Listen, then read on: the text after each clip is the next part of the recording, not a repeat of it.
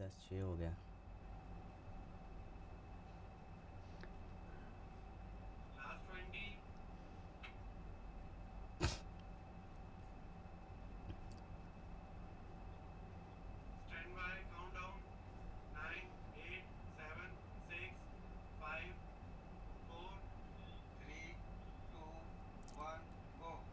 जय माता दी। आप सभी का स्वागत है हमारे खास कार्यक्रम मंत्र साधना में। आपके साथ मैं हूं रेखा गोस्वामी। दर्शकों, हम इस कार्यक्रम में मंत्र साधना से जुड़े तमाम प्रश्नों पर, इनसे जुड़े विषयों पर चर्चा करते हैं। मंत्रों से आप कैसे अपनी जितनी भी समस्याएं हैं, जीवन में जितने भी कष्ट आ रहे हैं, उन्हें दूर कर सकते हैं।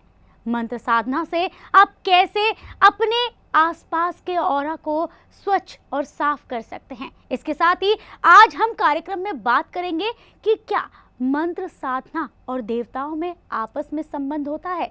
क्या मंत्रों के माध्यम से हम देवताओं को प्रसन्न कर सकते हैं और अपनी मनोकामनाओं को पूर्ण कर सकते हैं। साथ ही आज के कार्यक्रम में हम ये भी जानेंगे कि ज्योतिष में कर्म कितना महत्वपूर्ण स्थान रखता है। इस कार्यक्रम में आगे तमाम चर्चाएं होने वाली हैं, जिसमें हमारा साथ देंगे ज्योतिषाचार्य और देश विदेश में भ्रमण करके लोगों की समस्याओं का समाधान बताने वाले डॉक्टर नवीन शर्मा जी। तो चलिए सबसे पहले आचार्य जी का स्वागत करते हैं और कार्यक्रम को आगे बढ़ाते हैं। आचार्य जी, आपका हमारे इस कार्यक्रम में बहुत बहुत स्वागत है। जय माता दी। जय माता दी। ओम जयंती मंगला काले भद्रकाले कपालिनी दुर्गा क्षमा शिवा धात्रे स्वाहा स्वधा नमोस्तुते। सभी दर्शकों को मेरा प्रेम भरा नमस्कार, वंदन, अभिनंदन।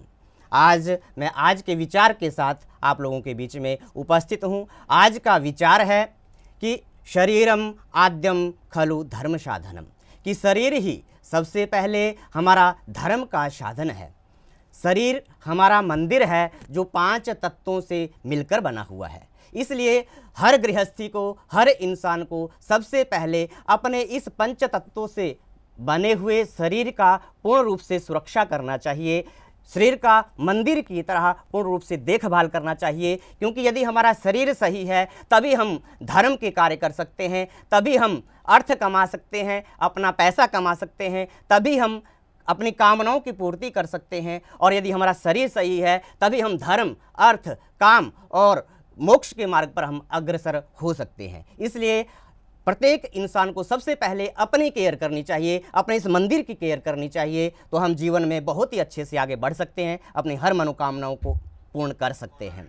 बिल्कुल, हम अपनी सभी मनोकामनाओं को पूर्ण कर सकते हैं। और अंग्रेजी में भी ये कहावत है कि हेल्थ इज़ वेल्थ, यानी हमारी सबसे बड़ी पूंजी हमारा स्वास्थ्य होता है। और जैसा कि आचार्य जी ने आपको आज के विचार में बताया है कि अपने स्वास्थ्य को ठीक करना बेहद ज़रूरी है। चलिए कार्यक्रम में आगे बढ़ते हैं। आचार्य जी, आपसे जानना चाहेंगे कि मंत्र साधना में आप हमें अक्सर तमाम तरह की जानकारियां देते हैं, लेकिन आज जो जानकारी हम आपसे प्राप्त करना चाहते हैं वो ये है कि क्या मंत्रों के माध्यम से देवताओं को प्रसन्न किया जा सकता है, यानी मंत्र और देवताओं में क्या संबंध है? जी देखिए, मैं दर्शकों को भी बताना चाहूँगा, बहुत ही अच्छा प्रश्न आपने किया है। एक परिभाषा आती है संस्कृत के ग्रंथों में कि मंत्राधीनाः देवता, कि देवता जो हैं वो मंत्रों में हैं, मंत्रों के अधीन होते हैं। तो इसलिए हम कैसे इसकी व्याख्या करते हैं। देखो, जिस प्रकार ये जो दूध में जो है घी होता है, काष्ठ में जो लकड़ी होती है उस लकड़ी में अग्नि होती है, और तिलों में तेल होता है, जिस प्रकार हमारे शरीर में आत्मा होती है, उसी प्रकार ये जो मंत्र होते हैं, मंत्रों में देवताओं का वास होता है, मंत्रों के अधीन ही देवता होते हैं। तो मंत्र साधना के माध्यम से हम जितने भी इस संसार में लोग रहते हैं, यदि मंत्र साधना से जुड़ते हैं तो मंत्र साधना से जुड़ते हुए हम देवताओं से जुड़ सकते हैं और अपने इष्ट को प्रसन्न कर सकते हैं। बिल्कुल, जैसा कि आचार्य जी ने आपको कहा है कि मंत्र साधना के माध्यम से देवताओं को प्रसन्न किया जा सकता है। ऐसे में अगर आप ये जानना चाहते हैं कि कौन से मंत्र से किस देवता की आराधना की जाए जिससे कि वो जल्द से जल्द प्रसन्न हो और आपके जितने भी रुके हुए कार्य हैं वो पूर्ण हो, तो आप इसी वक्त कॉल कर सकते हैं। कार्यक्रम में नंबर्स आपको आपके टीवी स्क्रीन पर दिखाई दे रहे हैं और इसके साथ एक दर्शक भी हमारे साथ जुड़ गए हैं। जी, स्वागत है आपका, नाम बताइए अपना। मेरा नाम है मुन्ना खान, मैं मेरा बेटा के बारे में पूछ रहा हूँ। चलिए, अपने बेटे की डिटेल दीजिए आचार्य जी को। सबसे पहले अपनी जन्म तिथि बताइए अपने बेटे की। जन्म है लखीमपुर, आसाम से, लखीमपुर डिस्ट्रिक्ट, बांगो गांव, और 1990 आपकी 1990। जी, डेट ऑफ बर्थ एक बार फिर से बोलें। 1990। डेट क्या है? रविवार। डेट क्या है? डेट क्या है? दोपहर 1:15 कृपया आप टीवी पे हमारा मोबाइल नंबर देख पा रहे होंगे। मोबाइल नंबर नोट कर लीजिएगा और आप बाद में बात करिएगा। थोड़ा स्पष्टता नहीं हो पा रही है, हम अपने दूसरे कॉलर को टाइम देते हैं। बिल्कुल, यहाँ पर अब अपने अगले कॉलर से बात करते हैं। एक और दर्शक हैं यहाँ पर हमारे साथ लाइन पर, उनसे जुड़ते हैं। स्वागत है आपका, नाम बताइए अपना। जी, नाम बताइए अपना अगर आप हमें सुन पा रहे हैं।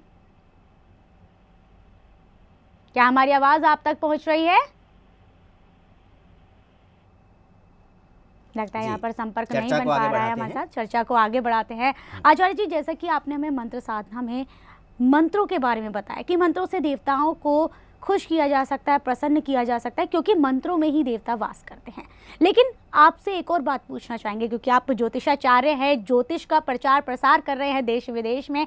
ऐसे से आपसे जानना चाहेंगे कि कर्म कितना महत्वपूर्ण स्थान रखता है ज्योतिष में। जी, देखिए, सबसे पहले हमें कर्म को जान लेना आवश्यक होता है। जी, अगर हम व्याकरण शास्त्र पे जाते हैं, संस्कृत का जो व्याकरण शास्त्र है, तो कर्तुः ईप्सितमं कर्म, जो करने वाला है वो उसकी जो इच्छाएं हैं, उन इच्छाओं की पूर्ति के लिए जब वो किसी भी क्रिया को करता है तो कर्म कहलाता है। और कर्म प्रधान है, जो कि 3 भागों में बांटा हुआ है। ये जो कर्म है, सबसे पहले हमारा आता है संचित कर्म आता है, संचित कर्म के बाद हमारा प्रारब्ध कर्म आता है, और प्रारब्ध कर्म के बाद हमारा क्रियमाण कर्म आता है। तो ये किस तरीके से ये जो कर्म को है इसको बांटा गया है, कैसे इसको विभाजित किया गया है, तो देखो, हम सबसे पहले अगर बात करते हैं कि कर्म के अनुसार ही इस दुनिया में हर इंसान को उसको फल मिलता है। बिल्कुल, इसीलिए कहते हैं कि कर्म ही धर्म है। हाँ, कैसे मैं इस बात को स्पष्ट करना चाहूँगा। एक बच्चा होता है, और एक बच्चा जब पैदा होता है, पैदा होते ही उस बच्चे की जन्म कुंडली बना दी जाती है। अब बच्चा आज पैदा हुआ और आज ही उस बच्चे की जन्म कुंडली बना दी गई, तो बच्चे ने कर्म कहाँ किया? सब लोग यही सोचेंगे कि बच्चे ने कर्म ही नहीं किया तो उसको फल कैसे मिलेगा। तो यहाँ पर क्या कारण है? देखो, बच्चा जो पैदा हुआ उसकी जो कुंडली बन गई, वो कुंडली उसके कर्मों के आधार पर ही बनी हुई है। जो हमने पूर्व जन्म के कर्म हमारे यहाँ पे जुड़े होते हैं, पूर्व जन्म के कर्मों के अनुसार हमें इस जन्म में भी यह जो फल की प्राप्ति है वो देखने को मिलती है। और जैसा कि शास्त्रों के अनुसार और आधुनिक शोधों के अनुसार एक रिसर्च के तौर पर सामने आया है, ये जो कुंडली होती है हमारे कर्मों के अकॉर्डिंग होती है। हमारा ये जो कुंडली होती है, एक अकाउंट होता है, बैंक अकाउंट होता है, क्या कर्म हम कर रहे हैं या क्या कर्म हमने पिछले जन्म में किए थे, जिसमें कि कर्मों का लेखा जोखा, अच्छे कर्मों का भी, बुरे कर्मों का भी पूरा लेखा जोखा होता है। हमारा बैंक अकाउंट होता है, और इसका 65% तक लगभग हमें इस कुंडली के अनुसार रिजल्ट देखने को मिलता है। इसके बाद रह गई हमारे पास 35% की बात कि 35% कहाँ गया? तो जो 35% हमारे पास बच गया, ये हमारे जो प्रेजेंट टाइम के कर्म हैं, जो क्रियमाण कर्म हैं, इन प्रेजेंट टाइम के कर्मों के अनुसार हमें वो रिजल्ट देखने को मिलता है। ग्रह गोचर जो होता है, आज के समय जो ग्रह नक्षत्रों की स्थिति आकाश में होती है, उनके अकॉर्डिंग ये 35% हमें देखने को मिलता है रिजल्ट जीवन में। तो इसलिए 65 और 35 का ये एक परसेंटेज देखने को मिलता है, और यही 35% होता है। अगर किसी की कुंडली में ग्रह नक्षत्रों की स्थिति अच्छी नहीं है, बहुत प्रॉब्लमैटिक सिचुएशन है, तो ये जो 35% हमारे हाथ में होता है, इसमें हम उस 35% का पूर्ण रूप से अच्छा फायदा उठाते हैं। कैसे? मंत्र साधना के द्वारा, जप के द्वारा, हवन यज्ञ के द्वारा। और ये एक प्रोसेस होता है, जब हम उसके साथ जुड़ते हैं तो 35% को हम और अच्छे से उसको यूज़ करते हैं और हम अपने कुंडली का जो एक फल की प्राप्ति है उसको बढ़ाते हैं। तो इसलिए इस कुंडली के अकॉर्डिंग जो है हमारा ये कर्मों का जो लेखा जोखा है इस तरीके से होता है। और जैसे गीता में अगर हम कहें कर्म को प्रधान बोला गया है। भगवान श्री कृष्ण जी ने अर्जुन को उपदेश देते हुए कहा, क्या कहा कि कर्मण्येवाधिकारस्ते मा फलेषु कदाचन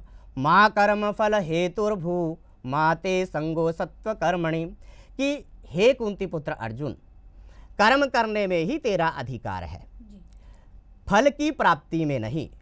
क्योंकि फल की प्राप्ति में नहीं, क्योंकि हर इंसान तो फल की प्राप्ति के लिए ही कर्म करता है या देखा जाता है, तो फल की प्राप्ति में क्यों नहीं। तो आगे से क्या कहते हैं, आगे श्री कृष्ण जी अर्जुन को उपदेश देते हुए संपूर्ण संसार को उपदेश दे रहे हैं। और ये कहा और जाता क्या है कि कह रहे हैं, गीता क्या कह रहे हैं कि कर्म करने में ही तेरा अधिकार है, फल की इच्छा में नहीं। बिल्कुल। तू कर्म करता जा, तू जैसा कर्म करेगा वैसे ही फल की प्राप्ति तुझको प्राप्त होगी। इसलिए अपने कर्म को हमें स्ट्रांग बनाना चाहिए, अपने कर्म के अनुसार हमें अपने जीवन को ढालने का प्रयास करना चाहिए। कर्म को हम जितने अच्छे तरीके से सकारात्मक कर्म करते हो मगर आगे बढ़ते हैं तो हमें जीवन में बहुत ही अच्छे अच्छे रिजल्ट देखने को मिलते हैं, क्योंकि कर्म ही प्रधान है। इसलिए कर्म को हम अपने जीवन में बैलेंस बना के चलें और उसको स्ट्रांग बनाते हुए चलें तो जीवन में बहुत ही अच्छे रिजल्ट हमें देखने को मिलते हैं।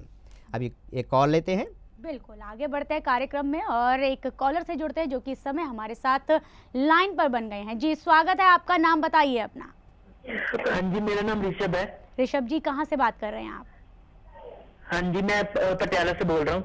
ऋषभ जी, सबसे पहले आपसे कहना चाहेंगे कि आप अपने टीवी की आवाज को बंद कर दीजिए, सीधे फोन लाइन से हमारे साथ जुड़िए। हाँ जी, कर दिया। चलिए, सबसे पहले अपनी डेट ऑफ बर्थ बताइए। हाँ जी, मेरी डेट ऑफ बर्थ है 31/1/1995। 31/1/1995। हाँ जी। और जन्म का समय? शाम का 4:30। शाम का 4:30। कहाँ पर हुआ है आपका जन्म? पटियाला। पटियाला में। चलिए पूछिए, क्या पूछना चाहते हैं ऋषभ आप? एक तो मुझे मेरा क्या कहते हैं स्टडीज में कंफ्यूज रहता हूँ, काफी कंफ्यूजन रहती है, डिसीजन नहीं ले पाता और स्टडीज में भी मैं पीछे जा रहा हूँ, मेमोरी मेरी काफी वीक है और जब भी कोई काम करता हूँ तो उसमें 100% रिजल्ट ही मिलता है, आलस से बहुत रहता है। जी ऋषभ जी, देखिए आपका बर्थ चार्ट 31 जनवरी 1995 4:30 बजे शाम का आपने बर्थ बताया। आपकी जो कुंडली बनती है वो मिथुन लग्न की कुंडली आपकी बनती है, जन्म राशि आपकी मकर बनती है। डायरेक्ट देखते हैं आपके एजुकेशन हाउस को जहाँ से आपकी प्रॉब्लम क्रिएट हुई है। एजुकेशन हाउस को आपकी कुंडली में यदि देखते हैं तो हमारा एजुकेशन के हाउस में आपका राहु बैठा हुआ है, शुक्र की राशि में आपका राहु बैठा हुआ है और शुक्र की यदि पोजीशन देखें तो शुक्र भी आपका शत्रु राशि में बैठा हुआ है। और प्रेजेंट टाइम में ऋषभ जी आपकी राहु की ही महादशा चली हुई है जो कि आपके एजुकेशन के स्थान में बैठा हुआ है। और अंतरदशा यदि आपकी चल रही है तो अंतरदशा आपकी चंद्रमा की चल रही है और चंद्रमा भी आपकी कुंडली में 8th हाउस में आपके चंद्रमा बैठे हुए हैं। तो राहु की महादशा और चंद्रमा की अंतरदशा दोनों आपकी इस टाइम में नकारात्मक चली हुई हैं। तो मैं आपको ये सुझाव देना चाहूँगा ऋषभ जी, यदि आप ज्योतिष को मानते हैं और इसीलिए कॉल भी किए हैं तो सबसे पहले मैं ये कहना चाहूँगा कि आप राहु की शांति एक बार अवश्य करवाएं, क्योंकि राहु एक नकारात्मक ग्रह है। एजुकेशन के स्थान में बैठ करके थोड़ा सा एजुकेशन के क्षेत्र में विघ्न बाधाएं दे रहा है और जो आपका मन विचलित हो रहा है, जो आपका मन भ्रमित हो रहा है, वो अष्टम हाउस में आपका चंद्रमा बैठा हुआ है। 8वें घर में आपका चंद्रमा आपके मन को काफ़ी कंफ्यूज कर रहा है, काफ़ी भ्रमित कर रहा है, जो कि चंद्रमा भी आपका सितंबर 2018 तक रहेगा। और राहु की महादशा में जब हमारी चंद्रमा की अंतर्दशा आती है तो इस समय हमें 100% जो हमारा मन है वो बिल्कुल कंफ्यूज रहता है, उसमें बहुत ज़्यादा हमें प्रॉब्लम देखने को मिलती है। और एजुकेशन के टाइम पीरियड में छात्रों को इस टाइम पीरियड में बहुत ज़्यादा प्रॉब्लम देखने को मिलती है। इसलिए राहु की शांति एक बार अवश्य करवाएं। राहु के मंत्र का भी आप प्रतिदिन जप अवश्य करें, ओम राम राहवे नमः। चंद्रमा की अंतर्दशा आपकी चल रही है, चंद्रमा की अंतर्दशा को सॉल्व करने के लिए आप शिवलिंग का सोमवार के दिन अभिषेक अवश्य करें। सोमवार के व्रत आप कर सकते हैं, 16 सोमवार के व्रत आप पूर्ण करें। और इसके साथ ही सोने पे सुहागा होगा यदि आप सरस्वती मंत्र साधना के साथ जुड़ते हैं। आपको अपने जीवन, आपके प्रतिदिन के समय में से 24 घंटे में से 24 मिनट निकालना है और अपने घर में बैठना है। और आप सरस्वती मंत्र साधना भी कर सकते हैं। इसके लिए मैं आपको ये कहना चाहूँगा कि आप टीवी स्क्रीन पे हमारा व्हाट्सअप नंबर भी देख पा रहे होंगे, उन व्हाट्सअप नंबर आप नोट करें और सरस्वती मंत्र साधना से जुड़ी हुई विस्तृत रूप से हम आपको चर्चा आपके साथ करेंगे और आपको एक सही समय पर सही मार्गदर्शन आपका करेंगे। अभी आप राहु और चंद्रमा को इस समय ध्यान दीजिए, जो भी आपको कहा गया। आपके लिए शुभकामनाएं, मंगल कामनाएं। बिल्कुल, आपके लिए शुभकामनाएं, मंगल कामनाएं। आपके जीवन में यदि किसी भी प्रकार की समस्या है, चाहे आपके घर में कलेश रहता है, बच्चे का मन पढ़ाई में नहीं लगता है, या फिर दाम्पत्य जीवन अच्छा नहीं चल रहा है, संतान सुख की प्राप्ति नहीं हो रही है, यानी जीवन में जो भी आपकी समस्याएं हैं, उन सभी समस्याओं का निवारण करने के लिए हम ये कार्यक्रम आपके लिए लेकर आते हैं, जिसमें आचार्य नवीन शर्मा जी आपकी समस्याओं का निवारण करते हैं और आपको मंत्र साधना के माध्यम से बताते हैं कि जीवन को कैसे जिया जाए, कैसे जीवन की तमाम समस्याओं का निपटारा यहाँ पर किया जाए। एक दर्शक है यहाँ पर हमारे साथ, उनसे जुड़ते हैं। स्वागत है, आपका नाम बताइए अपना। नमस्कार, मेरा नाम ममता है। कहाँ से बात कर रही हैं आप? 22 मई 66। 22 मई 1966। 66। हाँ जी। और जन्म का समय क्या है आपका? 6:32 मॉर्निंग, मोगा, पंजाब। जी, 6:32 पंजाब, मोगा का जन्म आपका है। हाँ जी। जी जी, क्या समस्या आप देख पा रहे हैं? शहर में सेटल्ड होना चाहते हैं और लाइफ बहुत ज्यादा स्ट्रगल में है, कोई सुख शांति नहीं है मेरे। सॉरी, क्या बोल रहे हैं? हम गांव में रहते हैं, शहर में सेटल्ड होना चाहते हैं और अच्छा, मेरे अच्छा। को कभी भी जिंदगी में सुख नहीं मिला अभी तक। जी माता जी, टाइम स्टार्ट हो चुका है आपका शहर में सेटल होने का, क्योंकि प्रत्यंतर दशा में आपका राहु चला हुआ है और आप बहुत जल्दी ही अपने गांव से जो है शहर की तरफ अभी जो आप मन में सोच रहे हैं, जो प्लान बना रहे हैं, उसमें जल्दी ही आपको इस तरह के अच्छे रिजल्ट देखने को मिलेंगे और जल्दी ही आपका सेटलमेंट हो जाएगा, क्योंकि समय आपका इस टाइम चला हुआ है, आपके अनुकूल है। बिल्कुल, समय आपके अनुकूल है, आप जीवन में आगे बढ़ते रहेंगे। बस आपको इस कार्यक्रम से जुड़ना है। नंबर्स आपको आपके टीवी स्क्रीन पर दिखाई दे रहे हैं। और दर्शकों, आपको एक बात और कहना चाहेंगे, अगर किसी कारणवश इस कार्यक्रम में कॉल नहीं कर पाते हैं तो आपको व्हाट्सएप नंबर, साथ ही साथ संस्थान का नंबर भी दिखाई दे रहा है। आप इस नंबर पर संपर्क करके आचार्य जी से अपॉइंटमेंट लेकर मिल भी सकते हैं। मंत्र साधना के माध्यम से अपनी समस्याओं का निवारण भी करवा सकते हैं। एक और दर्शक है हमारे साथ यहाँ पर, उनसे जुड़ते हैं। स्वागत है, आपका नाम बताइए अपना। मैडम जी नमस्ते जी। नमस्कार, कहाँ से बात कर रहे हैं आप? जी मैं दिल्ली से बात कर रहा हूँ मैडम। जी, दिल्ली से आप बात कर रहे हैं। किन के बारे में जानकारी प्राप्त करना चाहते हैं? मेरा नाम अजोर सिंह है जी। डेट ऑफ बर्थ क्या है आपकी? डेट ऑफ बर्थ 12 सितंबर 1990 है जी। 12 सितंबर 1990। और जन्म का समय? हाँ जी, जन्म स्थान अम्बाला कैंट है जी। जन्म का समय क्या है आपका? अम्बाला, जन्म का स्थान अम्बाला कैंट, जन्म हुआ है जी। जन्म का समय टाइम क्या है आपका? जन्म का समय 8:09 है मैडम, PM 8:09 PM। 8-9 PM। चलिए पूछिए, क्या पूछना चाहते हैं? 8:09 पर मैडम, और रात का समय 8:09 पर, जन्म स्थान अम्बाला कैंट है, नाम अजोर सिंह है जी। पूछिए, क्या समस्या आप देख पा रहे हैं? डॉक्टर साहब जी नमस्कार। नमस्कार। डॉक्टर साहब, एक तो मैं मेरी नौकरी नहीं लग रही, क्या मेरी नौकरी लगेगी नहीं लगेगी, क्या मेरा काम चलेगा, कौन सा चलेगा, क्या नौकरी लगेगी या नहीं लगेगी, या जी। मेरा काम चलेगा, कौन सा चलेगा? जी देखिए सर, आपका जो जन्म चक्र बनता है, मेष लग्न की कुंडली आपकी बनती है और मिथुन आपकी जन्म राशि बनती है। प्रेजेंट टाइम में मैं देख पा रहा हूँ आपके बृहस्पति की महादशा चली हुई है और बृहस्पति आपके कुंडली में भाग्य के मालिक हैं। बहुत बड़ी बात है, बृहस्पति भाग्य के मालिक होकर के आपकी कुंडली में 4th हाउस में जो उच्च के होके बैठे हैं, कर्क राशि के हैं, जो कि कुंडली आपकी दिखा रही है कि कुंडली आपके भाग्य के क्षेत्र को सुदृढ़ बनाने वाली है, स्ट्रांग बनाने वाली है। अंतरदशा में आपका शुक्र चला हुआ है और शुक्र की पोजीशन यदि कुंडली में देखें, शुक्र आपकी कुंडली में फाइनेंशियल हाउस का लॉर्ड है और साथ ही आपके 7th हाउस मैरिज हाउस का लॉर्ड है और रोजगार का स्थान भी हमारा 7th हाउस माना जाता है। तो ये जो टाइम पीरियड आपका चला हुआ है शुक्र की अंतरदशा का, फरवरी 2017 से स्टार्ट हुआ है। और मैं ये जरूर कह दूं, ये पैसे से जुड़ा हुआ भी आपका शुक्र है और कुंडली में आपके रोजगार स्थान से भी जुड़ा हुआ है। प्रॉब्लम आपकी कुंडली में ये है कि अंतरदशा में जो आपका शुक्र चला हुआ है, ये शुक्र आपकी कुंडली में सूर्य के साथ बैठा हुआ है, जिसके कारण वो अस्त हो गया है और अपना पूर्ण प्रभाव देने में असमर्थ है, अपने अच्छे रिजल्ट देने में असमर्थ है। मैं आपको इस जरूर सुझाव दूंगा कि आप शुक्र से जुड़ा हुआ मंत्र साधना अवश्य करें। ओम द्राम द्रीम द्रौम सह शुक्राय नमः, इस मंत्र का जाप आप अवश्य करें। या ये भी जरूर कहूंगा कि एक बार विधि विधान से शुक्र के मंत्र का जाप आचार्य लोगों के द्वारा अवश्य करवाएं और इसको अनुष्ठान के तौर पर आप शुक्र को ले, बहुत ही अच्छे रिजल्ट आपको देखने को मिलेंगे, क्योंकि टाइम आपका जो है आपके अनुकूल है। सिर्फ और सिर्फ हमें शुक्र को मजबूत बनाने की आवश्यकता है, उसको स्ट्रांग बनाने की आवश्यकता है, हमें जल्दी ही अच्छे रिजल्ट मिलेंगे। और मैं इसको निकट भविष्य में आपको यही कहना चाहूँगा कि आपका ये जो अभी नया साल आ रहा है, इस नए साल में आपको बहुत ही अच्छे रिजल्ट देखने को मिलेंगे। अब दिसंबर हमारा निकल रहा है और नए साल के जनवरी फरवरी के लगभग ही आपको जो है अच्छा जॉब के क्षेत्र में, कैरियर के क्षेत्र में अच्छे रिजल्ट देखने को मिलेंगे। इसलिए आपके भावी भविष्य के लिए मंगल कामनाएं, शुभकामनाएं। आप हमारा टीवी स्क्रीन के पर से जो है अपना हमारा मोबाइल नंबर नोट कर सकते हैं, हमसे फिर से विस्तृत चर्चा इस कुंडली के ऊपर कर सकते हैं, आपको एक समुचित समाधान मिलेगा। बिल्कुल, आपको समुचित समाधान चाहिए तो आप संस्थान के नंबर्स पर संपर्क कर सकते हैं। नंबर्स आपको लगातार आपके टीवी स्क्रीन पर दिखाई दे रहे हैं। इसके साथ ही आपको बता दें कि अगर आप किसी भी प्रकार का अनुष्ठान या पूजा पाठ करवाना चाहते हैं मंत्र साधना के माध्यम से, तब भी आप संस्थान के नंबर्स पर संपर्क कर सकते हैं। आचार्य जी, क्योंकि कार्यक्रम अंतिम चरण की ओर जा रहा है, इसलिए मैं आपसे जानना चाहूँगी कि आपने देश विदेश में भ्रमण किया है, लोगों की समस्याओं को सुना है, आपने शिक्षा के क्षेत्र में भी ख्याति प्राप्त की है, आपने डबल PhD की है। ऐसे में आपसे जानना चाहेंगे कि आपने जो शिक्षा ग्रहण की है, किस विषय पर आपने शोध किया है?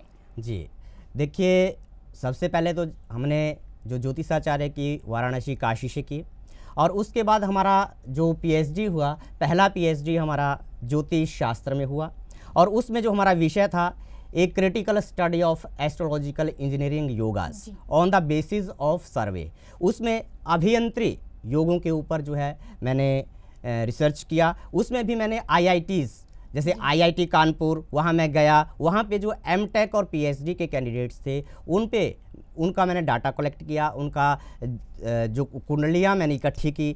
IIT दिल्ली में जाके मैंने इंजीनियरिंग जो हैं उनकी कुंडलियाँ कलेक्ट की। IT BHU Banaras Hindu university में जाकर के मैंने MTech और PhD के जो कैंडिडेट्स थे उनकी कुंडलियों को कलेक्ट किया और 1000 इंजीनियरिंग जो स्टडी कर रहे हैं हमारे स्टूडेंट्स हैं उनके ऊपर मैंने रिसर्च किया। और मैंने IITs को ही क्यों चुना इंजीनियरिंग योगाज को रखने के लिए सामने, क्योंकि देखो लाखों लोग हर वर्ष जो है इंजीनियरिंग के क्षेत्र में ट्राई करते हैं, एंट्रेंस देते हैं, स्ट्रगल करते हैं और उनमें से 4 या 5 हज़ार ही एक जगह पे सेलेक्ट होते हैं। जी। तो उन जो वहाँ पर इतना स्ट्रगल करते हैं इंजीनियरिंग योगाज जिनकी कुंडलियों में बहुत स्ट्रांग होते हैं, वही लोग वहाँ पे एडजस्ट होते हैं, आगे बढ़ते हैं। तो इसलिए मैंने IITs को ही चुना, क्योंकि वहाँ की कुंडलियों, क्योंकि ऐसे तो इंजीनियरिंग कोई भी कहीं से भी कर ले, तो उनकी कुंडलियों में रियली में जो इंजीनियरिंग योगा थे बहुत स्ट्रांग थे और उसमें भी अलग अलग डिपार्टमेंट में जैसे बायोटेक्नोलॉजी, कंप्यूटर साइंस